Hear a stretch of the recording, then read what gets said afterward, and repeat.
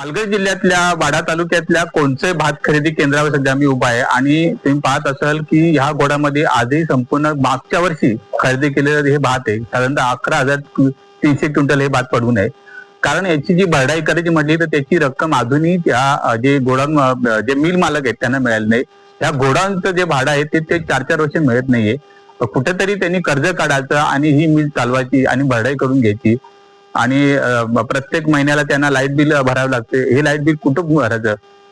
ही भरडाई करायची म्हटली म्हणजे 11,300 क्विंटलचं भात जर भरडाई करायची म्हटली तर त्यांना लाईट बिल येऊ शकते. आणि ते लाईट बिल भरण्यासाठी ते त्यांच्याकडे तेवढी आर्थिक निधी नसल्यामुळे त्यांच्यावर मोठं संकट आहे. गेली 4 वर्ष त्यांना भाडी मिळत नाहीये.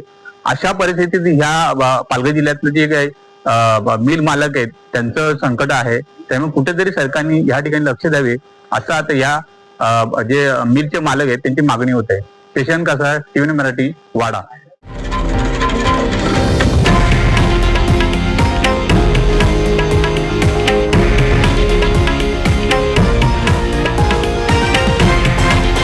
हे आहे देशातील नंबर 1 न्यूज नेटवर्क आणि आपण पाहत आहात TV9 मराठी, एकमेव.